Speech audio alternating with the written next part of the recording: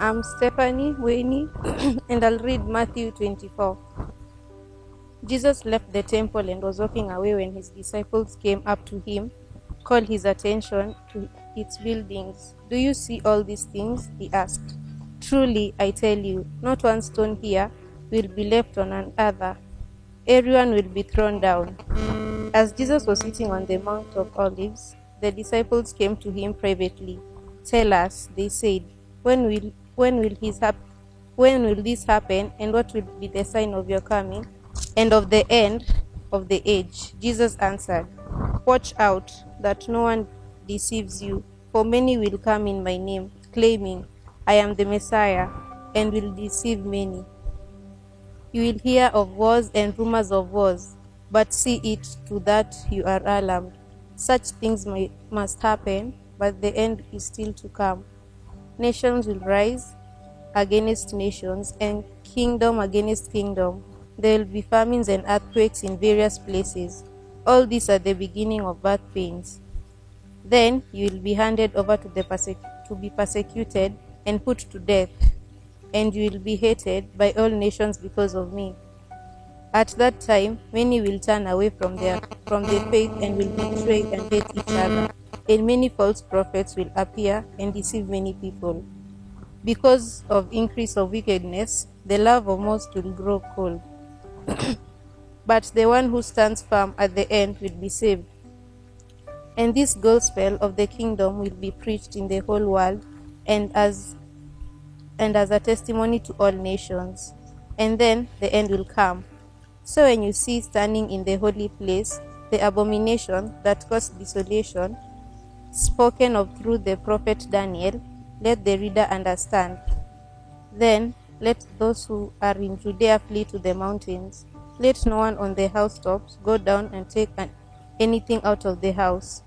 Let no one in the field go back to their flock. How dreadful it will be in those days for a pregnant woman and nursing mothers. Pray that your flight will not take place in the winter or on the Sabbath, for then there will be great distress, unequaled from the beginning of the world until now, and never to be equaled again. If those days had not been cut short, no one will survive. For the sake of the elect, those days will be shortened. At that time, if anyone says to you, 'Look, here is the Messiah,' or 'There he is,' do not believe it.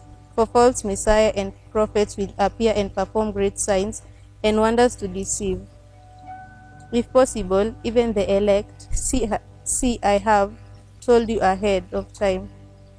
So if anyone tells you, 'There he is, in the wilderness,' do not go out, or 'Here he is, in the inner room,' do not believe it. For as lightning that comes from the east is visible when even in the west, so will be the coming of the Son of Man. Wherever there is carcass, there is vulture will gather. Immediately after the distress of those days, the sun will be darkened, and the moon will not give its light.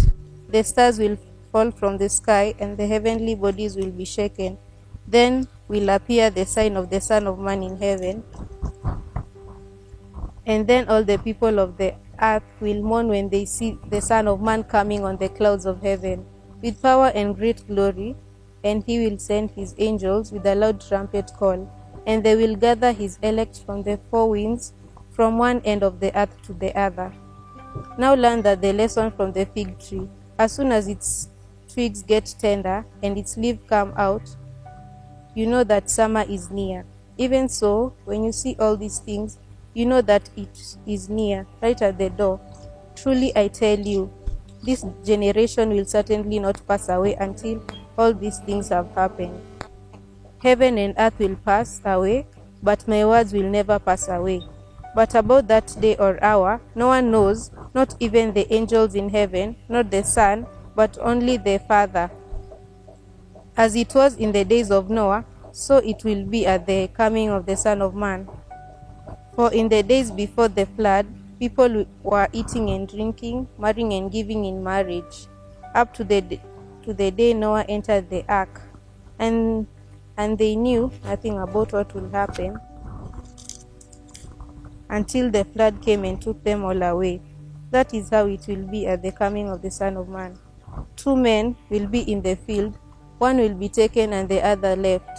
2 women will be grinding with the hand mill, one will be taken and the other left. Therefore keep watch, because you do not know what day your Lord will come. But understand this, if the owner of the house had known at what time of night the thieves was coming, he would have kept watch and would have not left his house be broken into.